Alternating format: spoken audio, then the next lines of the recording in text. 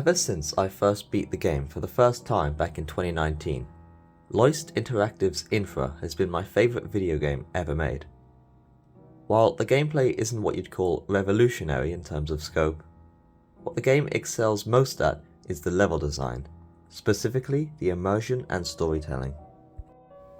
Infra, being made on the Source game engine, follows a lot of the game design rules employed in games in the Half-Life franchise, where the player keeps control of their character for the entirety of the game's duration, allowing for complete immersion in the narrative.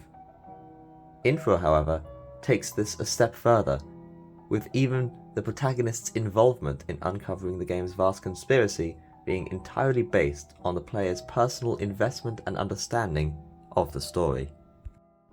Some players who may not be big on reading may skip over many of the documents scattered throughout the city, listening only to the few audio tapes and sticking with the game simply as a detailed urban exploration simulator, and may walk away believing Infra to just be about a corrupt CEO. The game is perfectly enjoyable like this though. Some of Infra's best features are its varied and detailed levels and diegetic puzzles. Case in point, this is how I first played the game on my first playthrough, but this is just what I consider to be the first layer of Infra's story. The second layer is what you may experience if you spend time reading through next to all the documents and really scouring every map to find every hidden secret, and with a bit of impromptu detective work done by the player, can uncover a conspiracy that flips the story from the first layer on its head, revealing an incredibly intricate storyline just as detailed as any other game, a conspiracy occurring decades before the game's contemporary setting of 2016. But I'm here to talk about what can be considered as a third layer to Infra. Just as how a new player may find some important piece of the game's lore, it may go over their head on a first playthrough without the proper context and understanding of the game's existing storyline. There are things in Infra that are still mysteries to players who have hundreds of hours in the game, such as Morco, an entity which, despite being quite infamous in the community, is still largely unknown, with all theories being just that, theories. The largest source of information on these more mystic aspects to the world of Infra is probably the alternate reality game, or ARG, that is present. Now, Infra's ARG isn't completely consistent with the official definition of what an alternate reality game is, but in this case, the ARG is a collaborative game where the objective is to decode several secret codes hidden across the city of Stalberg. But firstly, I should mention a couple things. To start, this ARG has yet to be solved. Despite the years that have gone by since the game's release, there are many codes and lore-related questions that the community has not found solutions for, as of when this video releases. Secondly, I myself have not contributed to the solving of the ARG besides a very small amount of lore speculation. In fact, I barely understood it until several months ago when I started researching it. I am here just to summarize the status of the ARG's currently solved codes. Finally, my information on the ARG has been sourced from three main sources: the Stalberg Wiki, where most of the codes, solved and unsolved, are documented through the ARG portal, the Loist community Discord server, where most of the current ARG solvers collaborate to share information, and several Steam guides, specifically one by Steam user Finale, which documents one of the first codes discovered in the game. I will link all of these in the description for further reading. The puppet master for this ARG is one of the developers of Infra, specifically the individual who goes by the online alias Zunti. Zunti rarely ever gives out hints for the ARG, nor does he interact with the community in any significant way, but there are exceptions where he does drop some extra information to lead the community in the right direction. But I will discuss these in due time. For now, I will start with the first part of the ARG to be discovered.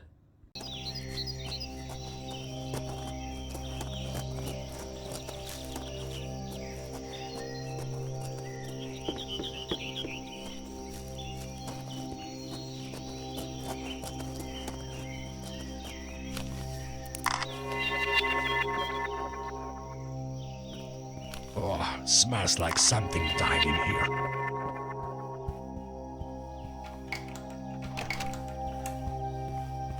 What the fuck? Is that a corpse?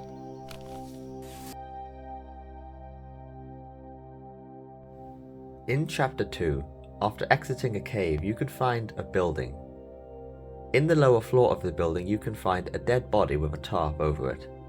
This is relatively early on in the game, so early that the protagonist, Mark, even calls his boss to inform him of the discovery, something he wouldn't even bother with if he had found this later on, when he realizes how out of the ordinary this day has become.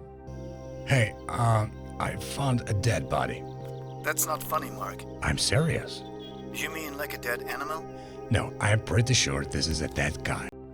The identity of this individual is never revealed in normal gameplay, although some early theories suggested that the individual might have been the urban explorer Lucas, whose last note was seen just outside the B2 corridor where Morco can be found. But Loist Interactive's other game, Obenseuer, while confirming that he is missing, seems to have other plans for Lucas. The identity of this body is not important yet, however. What is are the letters and numbers seen written on the tarp.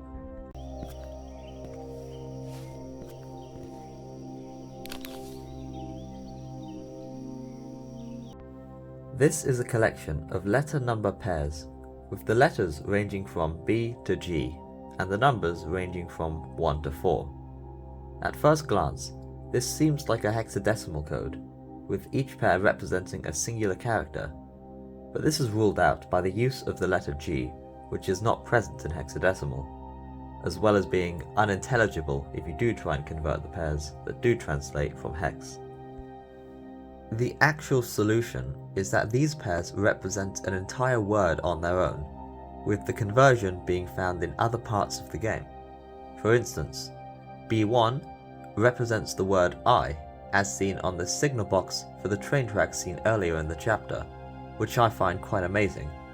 I must have played through this section more than a dozen times and I'd never take any notice to these tiny lettering. B2 represents the definitive article itself, the, as seen in tiny writing on this control panel seen in the Pinefell water treatment plant and various other places, since these are just generic props. B3 represents in, which isn't seen in the original code, but is nonetheless found in the Hammer Valley Dam and in the Bergman tunnels. B4 is located on the same asset as B2, this time being 2. Moving on to C's, C1 is discovered on the fuse box at the top of the Hammer Valley Dam, being is. C3 is will, as seen on this note in the Starburg Central train station in Chapter 6, which also gives us several of the answers for the B's if we remove some of the seemingly irrelevant information. Now, you may have noticed that I skipped C2. This is because that some of these aren't found in the conventional way, and some are missing entirely, perhaps yet to be found. E1 is, the same as C1, which is found on the electrical box in the Hammer Valley Dam. F2 is found on a texture known as hallway_F2, which is not actually found anywhere in the game, but is in the game files and can be seen in Hammer Editor.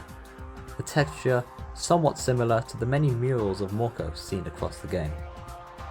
But on the top, the word truth can be faintly seen, which is likely the answer for F2 given the texture's file name. The G's are a little more complex. The solutions lie on a 12 by 28 grid known as the letterbox, found in various places, such as the Pittieth water treatment plant in Chapter 5 and Hans Magnuson's boat in Chapter 8, which seemingly contain G0 all the way through G9. But as far as is currently known, only 1, 2 and 3 can be decoded with this, with the rest maybe not used at all. The top row of this grid reads G1 equals XY 134, XY 266, YX 357, XY 4106, XY 5128K. with K presumably denoting the end of a Morse transmission. Patterns include the repetition of X and Y, and the first number after the X and Y incrementing linearly by 1 each time. This is a clue on how the G's can be solved. The first number after X and Y denote the letter's position in the solution, to the G in that row, with the other two numbers being the X and Y coordinates on the letterbox, with G1 being grid value 00.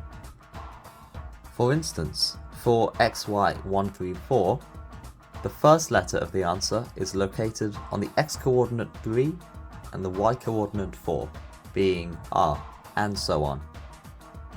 Using this, G1 is equal to R, I, K, H, T, which isn't a real word, but if we flip the X and Y coordinates for the third letter, K becomes G, and the word is revealed to be right. G2 is similar, but with the third letter missing in order to fit the whole word in. Nonetheless, is equal to P-E-S-O-N. While not complete, it isn't too far of a stretch to assume the word is person. G3 translates simply to T-E-L-L, tell. The rest of the G values do not have coordinates attached to them, but there are a few other important details to this grid. Firstly, you can see Zunti on the YT row of the grid, likely nothing more than a signature of the ARG's creator. Secondly, a couple other words include Song 4 and Emily, which are important in their own right for the ARG, which we will get to in time. Returning to the body code, while not all of the pairs have translations as of now, we so far get I will, the truth, tell the right to the right person. It seems clear that F1 is some kind of verb, with the whole message translating to something like I will give, reveal or share the truth if, after or when you, they or I tell the right something to the right person, possibly revealing the overarching goal to the ARG, to tell the right something to the right person. For a small tangent, the door to the room where the body is located is locked by default, with the key to unlock it being in a branching path for the cave the player navigated in order to get to this point. The only two things in this part of the cave are, of course, the key and a small maroon book with a gold emblem on the front cover. Now, this book is prop static within the game's engine, meaning it cannot be interacted with, picked up or read. And even the texture is a stock asset from textures.com, meaning the symbol on the cover likely doesn't have any relation to the game's lore. But this book is still interesting. Nothing is entirely confirmed, but this book appears in many places throughout the game, with a large majority appearing next to things important to the lore, such as in the basement where the corpses of Janderberg and Eric Kleinman can be found, Alyx Hartman's secret base in the Pitith sewers, and even next to Ugu, the enigmatic statue surrounded by the incredibly rare blue mushrooms, along with others. The book is also in important areas in Obenseuer, such as in Father Tobias's apartment. It is often theorized that this book is purposefully placed next to significant lore-related areas, suggesting that this body is not only important to the ARG, but the game's ulterior story. But to continue, this body is not the only location where the letter number pairs are used.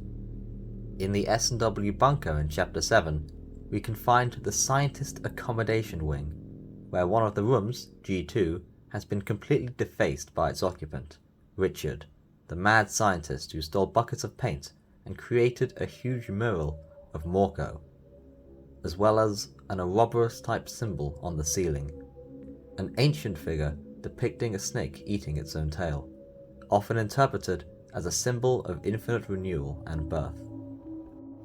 In other parts of the bunker, there are computer terminals with binary, which translates in ASCII to something is wrong near G1, G2, it's behind the wall. And if we look between these two rooms,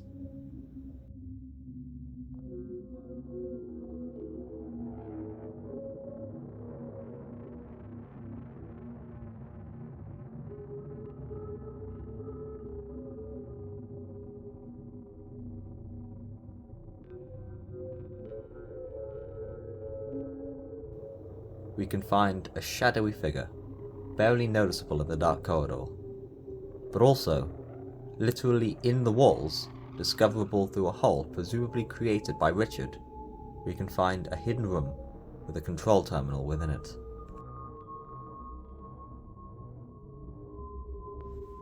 On the terminal, we see 3 sections, the first being 4 columns of words, 40 in total, with many having some kind of connection to the hidden secrets across the game, like the aforementioned Ugu, the machine, the device that kills Mark in the secret 4th ending of Infra when Mark takes a train to Obenseuer in the 9th chapter of the game, Raven, referencing the Raven Research Institute, the organization that makes a brief appearance in the epilogue of the game in the form of an email, and one word being just the initials AH. The second section is the return of the number-letter pairs, this time with a second number separated with a dot after every pair. The third section is a list of number pairs separated by dots, likely not decimal due to the zero seen at the end on some of these values. Looking at these words, there seem to be multiple ways in order to interpret them. Firstly, taking the first letter of each word, reading vertically from the top of each column, gives us several messages. The first column gives UKURISGODG, which can be read as Uka is God, with a lone G at the end to keep the table symmetrical. While I did talk about a possible interpretation of this line in my previous video, I will quickly summarize. Uka is the name of a deity in Mesopotamian culture, specifically being god of the underworld. In this mythology, there are 7 demons known as Galus who carry people down to the underworld. In chapter 3 of the game, in the Pinefell water treatment plant, if you go outside you can find a cave where a note is lying on the ground. This note details the construction of a machine known as God of the Underground, led by a man named Andrew Hertz, with 7 masked men who bring ingredients to the machine. You could draw parallels between this story with the Mesopotamian depiction of the underworld. It is also possible that the initials AH refer to Andrew Hertz. Looking at the second column, there seems to be the message Truth is Alb, with the third and fourth columns being even less meaningful. The second table gives us another use for the letter number pairs we use to decode the body message. For this, the final number separated by the dot denotes the position of a specific letter within the answer for the word the letter number paired corresponds to. For example, the first value is C3.1. The word for C3 is will, so C3.1 is the first letter of this word, so W, with G2.6 being the 6th letter of the word for G2, person, so N. Placing all the characters we currently know into this table gives us a partial message. While there are likely several possible messages this could translate into, the accepted upon solution is that this is what connects all these, which allows us to reverse engineer some of the blanks, such as F1.2 is equal to H, meaning the second letter of F1 is H. The first letter of F4 is A, the second letter of A3 is C, the second letter of E4 is O, the second letter of F4 is N, the first letter of F1 is S, and seemingly the 5th letter of the unique H4 is E, which makes the body code from before look something like this, with S being something like show or share, and the O perhaps meaning you, with AN likely being answer, with speculation then suggesting C4 may be if. I will share the truth if you tell the right answer to the right person. Now, you may have noticed that the bunker computer code does include A3, which was absent from the body message, and there are actually found answers for A, 1, 2, and 3. In Chapter 2, in the Hammer Valley Dam, you can find, in quite small text, A1, with binary underneath it translating with ASCII to what, with A2 translating to happened, and A3 translating to 2. A4 is found in the abandoned Stahlberg steel factory, where there is binary translating to AH. Several things are interesting about this. If we read out all the answers for the A's consecutively, we get the question, what happened to AH? But who is AH? Well, since AH appeared in the bunker terminal, we can assume that this is an important character to the lore. As mentioned prior, this could be Andrew Hertz, the man who built the machine. But the other character in Infra with the initials AH is the infamous Alyx Hartman, former CEO of Hammer Valley Hydro, possibly one of the most well-known characters in Infra, whose audio tapes can be found across the game, detailing his manic journey in attempting to track down Jeff Walter, who he wrongfully believes killed his wife and child. The fate of these two characters is not fully known. Andrew Hertz's grave is found outside Turnip Hill in Chapter 9, where we learn he dies on the 27th of April 1986, one day after the Chernobyl disaster. A nuclear accident at the Chernobyl nuclear power plant which occurred in the Ukrainian SSR of the Soviet Union. Though this connection doesn't really prove anything other than perhaps some symbolism about his eventual fate, since he likely died in Stahlberg and not Ukraine. The fate of Alyx Hartman is fully unknown. His last known action is when he storms the private villa of Mikhail Rosenthal on the 19th of December 1986, where he kills Jeff Walter and the police officer Max Koller, who are hiding out from the corrupt government organization Stahlberg Nuclear Weapons. What happens after this, though, is anyone's guess, but there is a theory. In Chapter 9, on the way to the fourth ending, Mark finds the city gates that are presumed to hold the underground city, where Mark is knocked unconscious if he tries to enter, falling to the ground before being executed with the machine. On this very same spot, however, you can find a cigar lying on the ground. Cigars identical to the ones which can be found all over places where Alyx Hartman is confirmed to have been. Is it possible that after killing Jeff Walter, he made his way to the underground city before being killed with the machine, just as Mark did in this ending? But all this is probably not relevant for this part of the ARG, since it is a common theory that the identity of AH is neither Alyx Hartman nor Andrew Hertz, but another character which we will discuss in due time. But until then, we can return to the computer terminal and input the answers for the A's into the second table. But seemingly, it doesn't fit with our reverse engineering that A3.2 is equal to C, instead being equal to O. There isn't really a solution to this. A possible theory, besides admitting that what connects all these was a wrong guess, is that this is purposeful misinformation to make the ARG more difficult. It is also worth noting that of all the words we have found so far, none of them contain any C's, so perhaps the O is used as some kind of substitute. This is also not the only discrepancy regarding this message. It is reverse engineered that F4.1 and F4.2 are A and N, presumably short for answer. But in Hammer Valley, on an information board detailing the type of bird found in Hammer Valley National Park, we can see red lettering stating F4 is 3 words. Surprisingly easy to find compared to all the rest.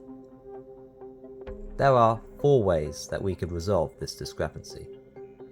Firstly, 3 words is just a red herring.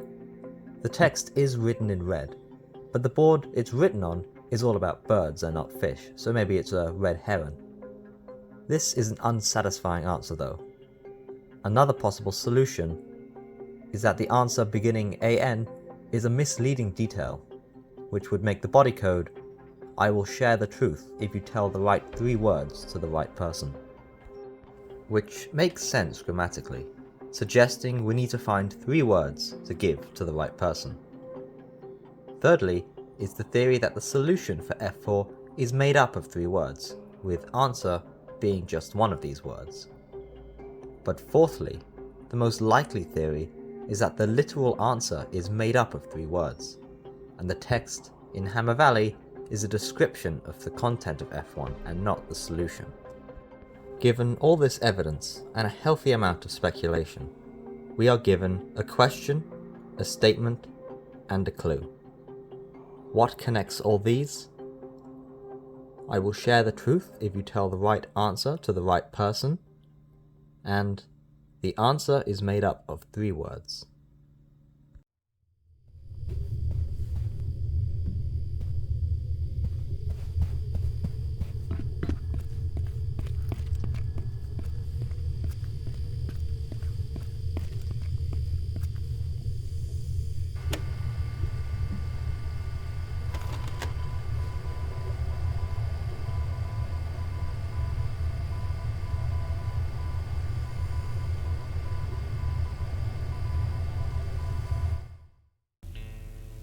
In the underground offices of the StalBio Central train station in Chapter 6, you can find a projector, which reads from VHS tapes you can find across the level. The more obvious tape alludes to the location of the Walter Square incident, a metro accident which occurred on the 8th of August 1986, where a train takes a wrong turning due to a signal error and ends up inside the S&W bunker, where all the passengers are killed by the corrupt organization. The aftermath of which you can find when you reach the bunker in the very next chapter. Oh no.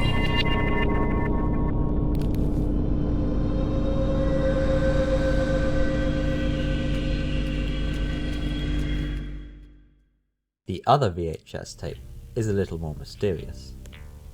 It depicts a tunnel with an extractor fan, very similar to the one seen earlier in the level, with Morse code being heard in the background.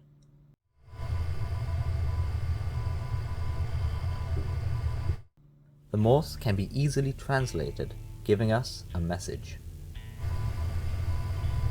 which, when adding spaces where appropriate, becomes, "You cannot find the right answer or the question.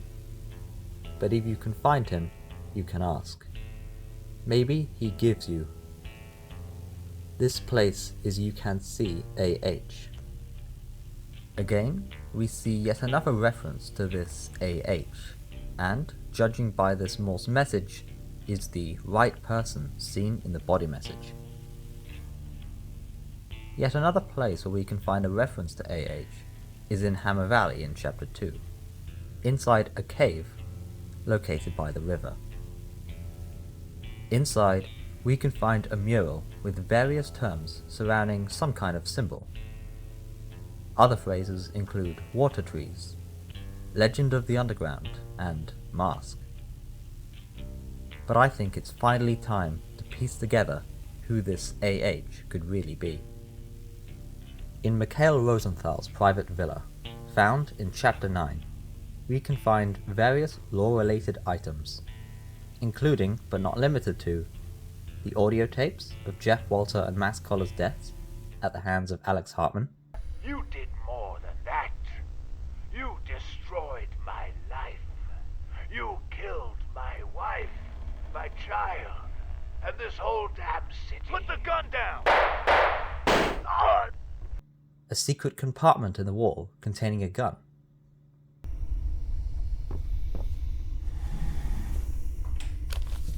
Walter probably tried to get this gun.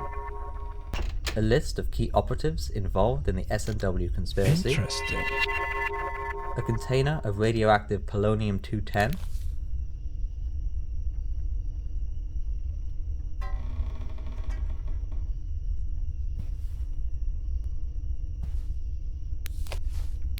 and 2 boxes found scattered on the floor.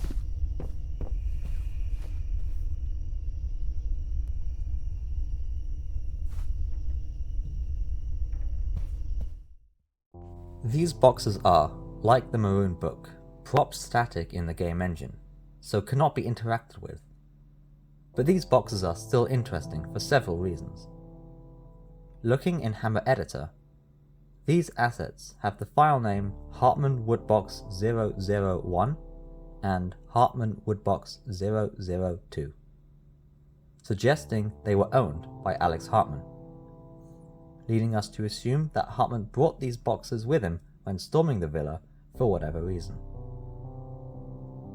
Looking on these boxes, we can see the logo of the ARG creator, Zunti, immediately confirming that they have some kind of significance to this elaborate puzzle.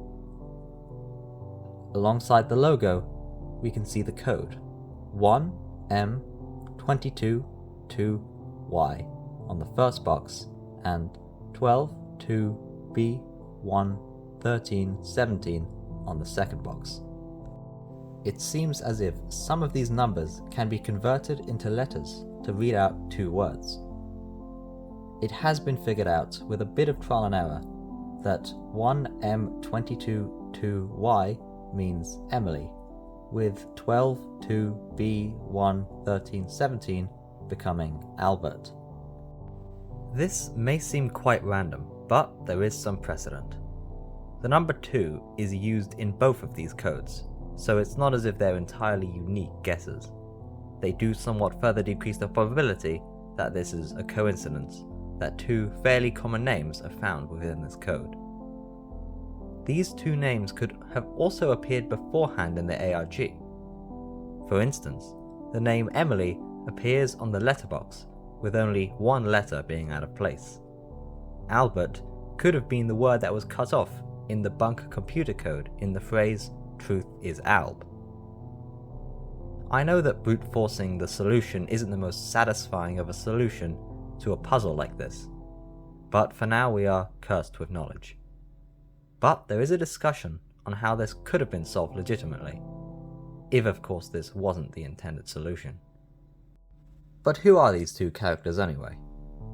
Well, given that these woodboxes seem to be owned by Alyx Hartman, as seen in the file name, they may be the names of the wife and child that were killed, full names presumably Emily Hartman and Albert Hartman, giving us yet another character with the initials AH. But before we continue, I feel I need to discuss a supposed plot hole in Infra that's been annoying me for some time. Alyx Hartman leaves various audio tapes across the game, with several discussing his motives for tracking down Walter. Essentially, Alyx Hartman's company, Hammer Valley Hydro, ran into difficulties while constructing the 2 Gorges Dam, leaving Hartman to attempt to sell the company to an individual who could potentially save it. But this individual backed out, and Hartman was forced to sell the company to Jeff Walter, who had previously bankrupted the Bergman Group and Stahlberg Steel. After this, Alyx Hartman's wife and only child would be killed in an incident caused by the negligence of Jeff Walter's management of these companies. Of course, Hartman doesn't have any knowledge of Stahlberg nuclear weapons, so he wouldn't know that Jeff Walter was being forced to bankrupt these companies. But he does state quite firmly that his wife and child die after Walter took over his company. Of course, I had my doubts about the acquisition, but I figured it would be better than nothing. Little did I know that it would lead to such an unsafe living environment, and ultimately the death of many innocents, including my wife and only child. But there is a document that seems to disprove this. In Chapter 7, you can take a hidden elevator to the top of Walter Tower, where we can find documents, presumably stolen by Walter's informant, which detail the motives behind S&W's plan to bankrupt the Bergman Group, Stahlberg Steel, and Hammer Valley Hydro, with the document clearly stating that Alyx Hartman's wife had already died by the time they started planning the company's downfall. Also note that this document doesn't mention his child at all. Now, it could be that Hartman's wife died before the takeover, with his child dying after, and Hartman is just simplifying the situation in his audio tapes. But there is a document found in Hartman's secret base in the pitted sewers that, if genuine, proves he was lying in these tapes. I gave my son away. I realized how bad a father I've been without my wife beside me. I can't raise him myself. I found a good foster family that can raise him to be a better man than I am. It's better if I just move on and pretend I never had a son. It hurts to know that I won't be able to raise him myself, but I'm also relieved that I have a chance to save someone I care about from Walter's reign of terror. Maybe my son will someday find the truth and think of me as a hero. Now this is very interesting, indicating that his child never died, but instead he gave his own son away to a foster family because he didn't believe he could raise him himself.